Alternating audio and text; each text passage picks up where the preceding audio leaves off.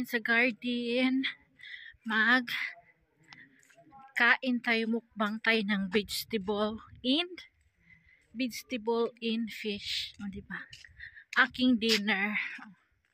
Ikot ko muna kayo sa aking paligid. Hello, hello.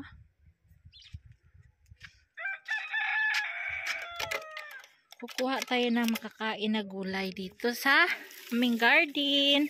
Ay, open the gate. Sesame. Ay, bigat. Natin nakuha coriander leaves, spinach, and white radish leaves. So, isok muna natin para makuha yung mga dumi-dumi. After lutuin, kainan na. Of course, ang aking isda na marinated with lemon and this one. My secret ingredients. Diba? Minamarinate ko na yan with salt. Ready to fried. Hi! Kainan na! Yung aking lunch at saka dinner. Yung aking ginawang bagoong is niluto ko to sa isang ganito tapos 2 kilo na kamatis. O, diba? Paste. Wait, sausawan na.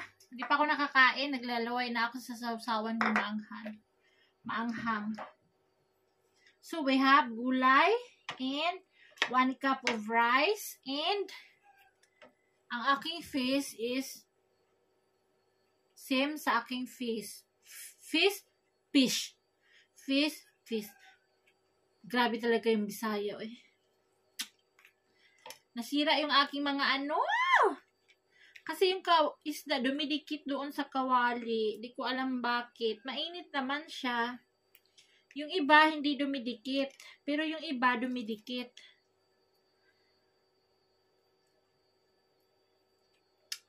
Mahirapan kumain ng aking mga anakis.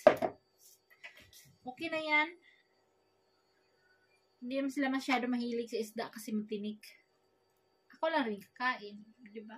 Kain tayo mga sisi. Enjoy your food. Thankfully from God. Thank you.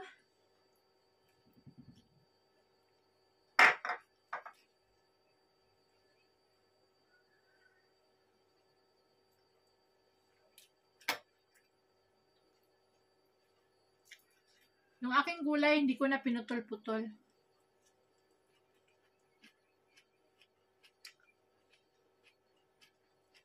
Crispy pa rin.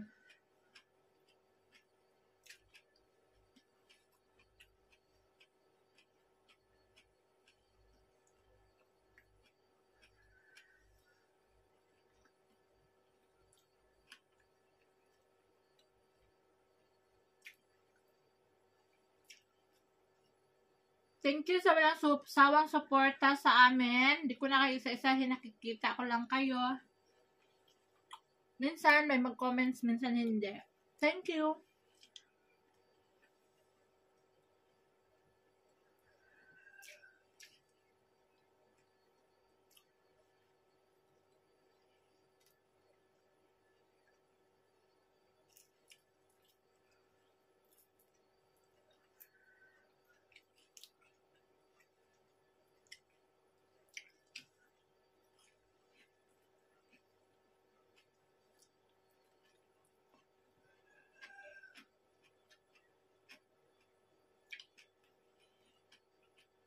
Ang bango ng aking gulay, guys. Coriander leaves.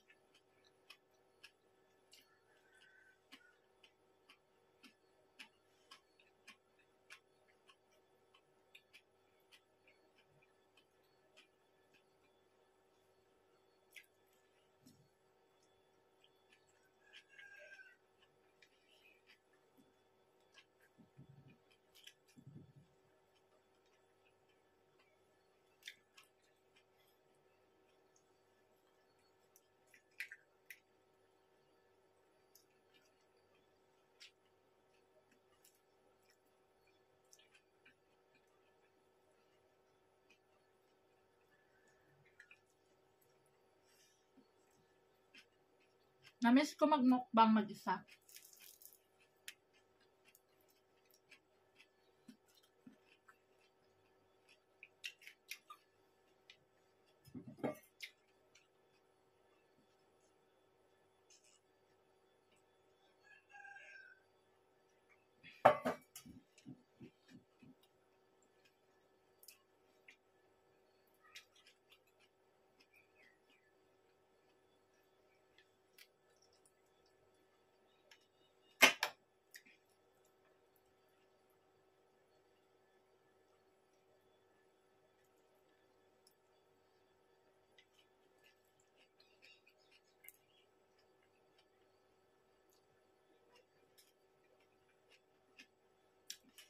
May kasalan dito sa kapitbahay namin.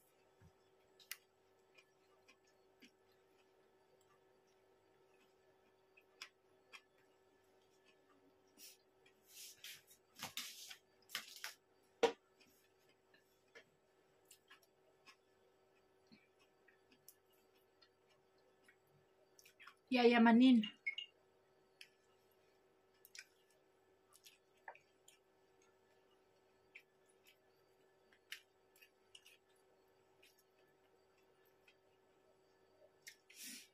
Dalawang baka ang kakatayin, guys.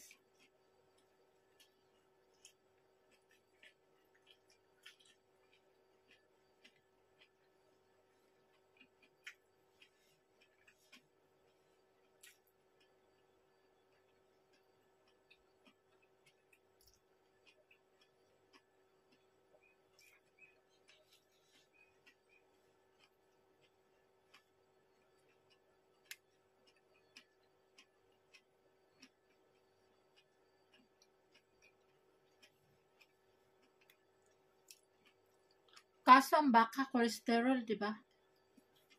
Tapos lutuin pa nila sa maraming mantika. Mas maganda pa manok.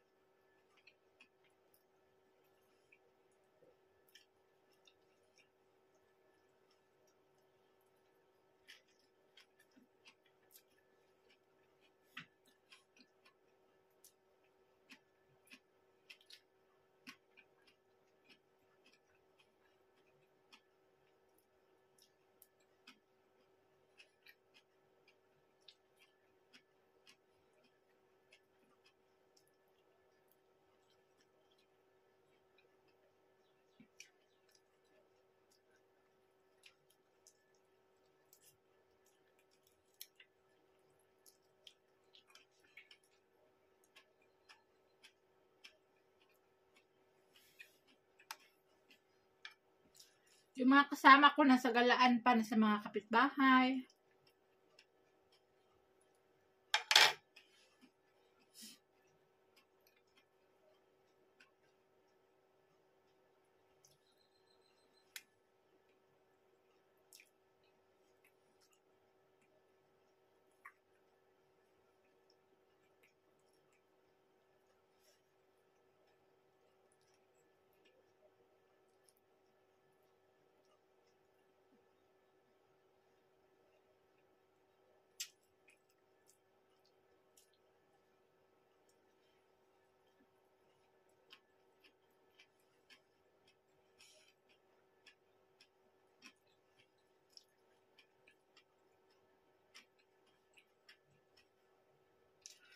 So, thank you for watching mga sisi. Salamat.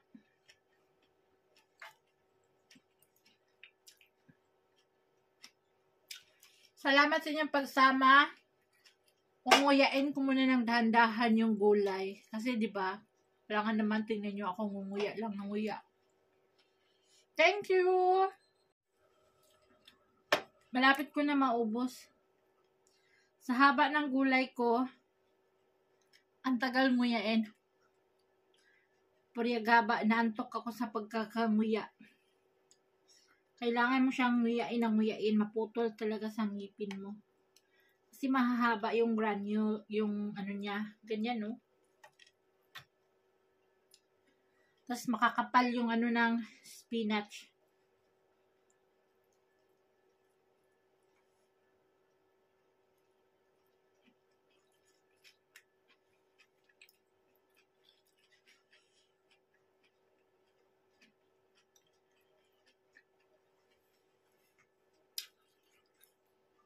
Natapos na po ang ating mukbang. O, diba?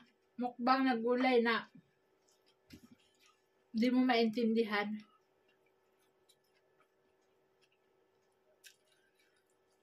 Sa atin mga Pilipino, kumakain tayo ng mga ganito, half-cook. Pero sa kanila, pag ganitong, i-cut nila yan na maliliit, tapos i-blender pa nila, tapos lutuin pa nila ng mga 3 oras. Talagang wala ka na makikita, parang sabaw na lang.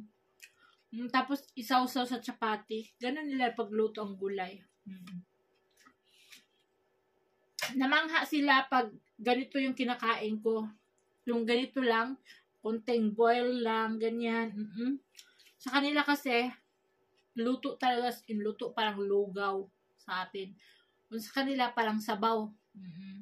So this is it, guys. Salamat. Thank you for watching. Salamat. Subscribe our YouTube channel, Rosana Ilyas.